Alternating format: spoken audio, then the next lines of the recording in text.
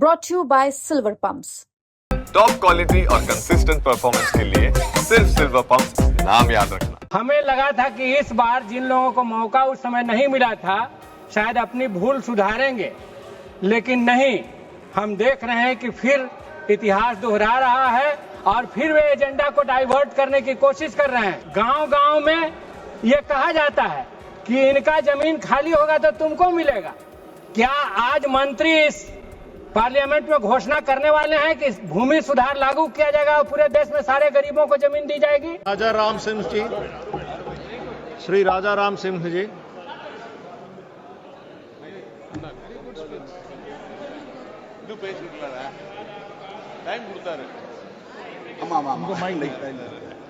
आज 2 अप्रैल है, ऐतिहासिक दिन है और अमेरिका ने जो टैरिफ लगाया है वो आज ही से लागू होने वाला है। लेकिन ऐतिहासिक इस मामले में भी है कि उस पर हम चर्चा नहीं करके माननीय मंत्री ने जो पेश किया है 2 बिल, उस पर हम चर्चा कर रहे हैं। आज अमेरिका है जिसने कृषि उत्पादों पर भारत को धमकी दी है कि टैरिफ कम करे।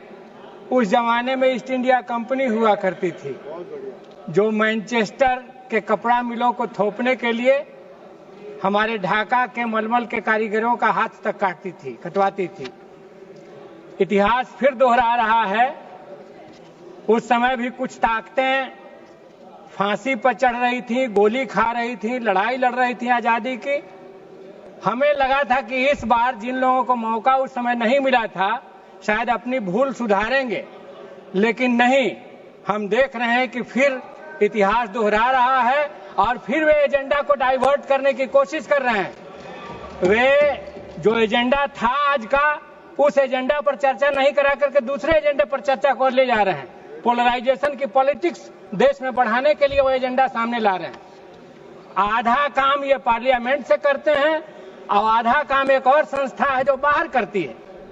गांव-गांव में ये कहा जाता है कि इनका जमीन खाली होगा तो तुमको मिलेगा। क्या आज मंत्री इस पार्लियामेंट में घोषणा करने वाले हैं कि भूमि सुधार लागू किया जाएगा और पूरे देश में सारे गरीबों को जमीन दी जाएगी?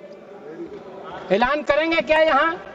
ऐसा कुछ नहीं करना है, ऐसा कुछ नहीं करना है। अडानी को ही सारी प्रॉपर्टी देनी है, लेकिन इस बिल के जरिए एक डिवीजन पैदा करना है सोसाइटी में।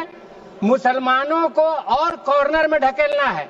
ललन जी कह रहे थे कि नहीं, ये तो सेक्युलरिज्म के लिए है, ये सेक्युलर बिल है। लेकिन आज मजे की बात यह है कि वक्फ बिल और मुसलमान वक्फ बिल का निरसन, ये दोनों को एक साथ पेश किया गया है। ऐसा न हो कि मैसेज देश में नहीं जाए। मैसेज क्लियर करने के लिए मुसलमान वक्फ बिल को भी बहस के लिए लाया गया है कि मैसेज साफ जाए कि बीजेपी क्या कहना चाह रही है, सरकार क्या कहना चाह रही है, देश में पोलराइजेशन क्या करना चाह रही है। इसलिए हमारा कहना है कि ये बिल के खिलाफ हम हैं और इसको बंद करिए।